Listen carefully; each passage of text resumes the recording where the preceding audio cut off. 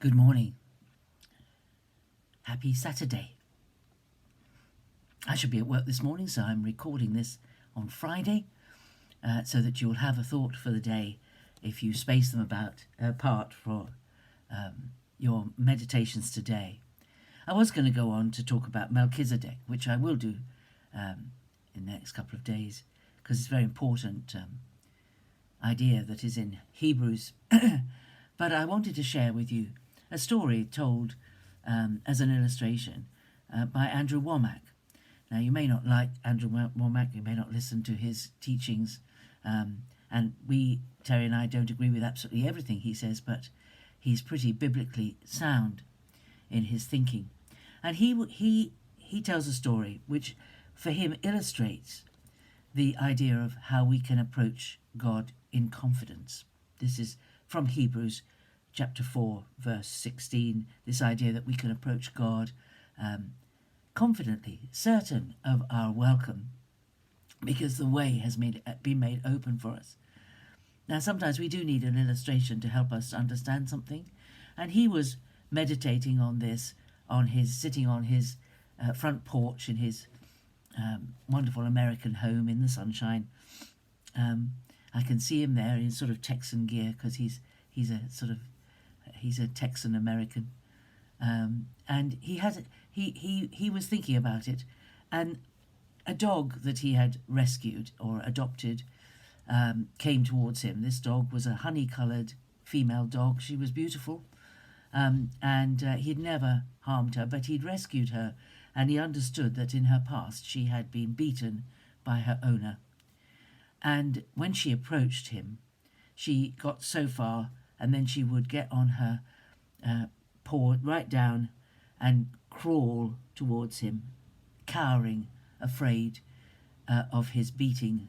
Now, he'd never beaten her in his life, and he was just thinking about this, about approaching God with confidence. And he looked at this dog, and he said to this dog, "Honey, I wish for once in your life you would come to me without being afraid of me, that you would simply, like a normal dog, simply rush up to me and jump at me and lick my face and come to me." He said to this dog, "Anybody watching you would think that I beat the living daylights out of you every day. They don't know. If they judge me by the way you behave, they'll think I'm cruel." And as he was saying these things, he felt the Lord applying this picture to him. And he felt the Lord saying to him, "Andrew, I wish just for once in your life you would approach me without begging me for forgiveness for all the wrong things you've done, without cowering in fear and awe, and that you would just run up to me as your daddy and jump into my arms." And it really spoke to him, this comparison with the dog. And he thought about what he'd said to the dog. You know, if anyone saw the way you behave, they would judge me and think I beat you. And he thought, the way I approach God tells them, if I approach God on my knees, begging for a moment of his time, and could he please just turn to me in mercy, then am I saying that God is cruel and that God... What do people think about God when they see the way I approach him? It was quite an interesting thought. You know, the New Testament, Jesus himself told us to say, when you pray, say, "Our Father." Jesus did not say, when you pray, say, "Oh God in heaven, how magnificent you are. I am sorry to approach you and take some time in your presence, and I'm not worthy for you to even look at me, but this is what..." Jesus didn't teach his disciples to pray like that. He didn't teach them to pray. He taught them to come straight to the Father and say, "Hi, Dad. You're so wonderful. You're a marvelous God. Thank you for all your goodness. I pray that in this world your will be done." Think about the Lord's Prayer. It's not a prayer made from a cowering position. It's a prayer made in confidence, knowing who we are in God, knowing that God is our daddy, is our father, knowing that we don't have to plead with him and beg him to do things for us. He is ready and able. He is magnificent. He is wonderful. We do approach him in awe, but we don't have to approach him like some of the Old Testament saints approached him.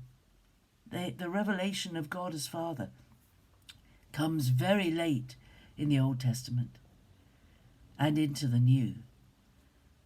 In the early Old Testament, God was almighty and miles away.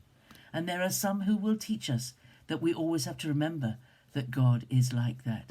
And there's a sense in which we do, because the Lord's Prayer does say, Our Father, who art in heaven, is recognizing he is seated, he is in heaven. Hallowed be, holy be your when we approach him, we acknowledge that he is not as we are. But we don't let that separate us from God. We simply acknowledge it and give him the honour and worthiness and worship due to his name.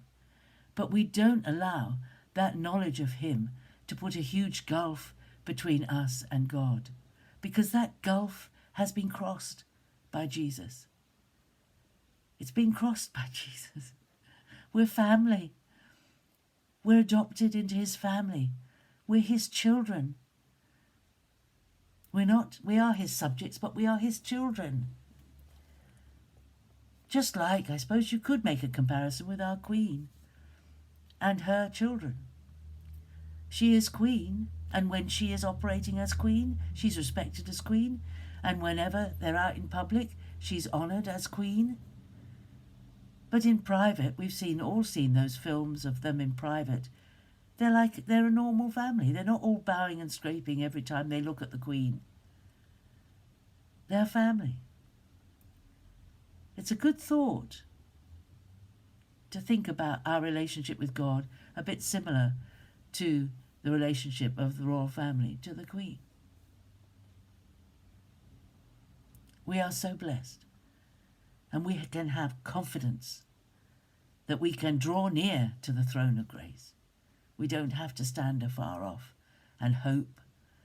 We draw near, and as we draw near, as we come closer to God, the Father is there with his arms open, welcoming us home. Have a great day. Have a good thought about that today. A lot of thinking about that. Picture in your mind that dog. You must have seen a dog that has been cruelly treated and how it behaves towards any human being. Just think about that picture. God uses all sorts of ordinary things to talk to us, doesn't he? God bless you. Have a great day. Bye-bye.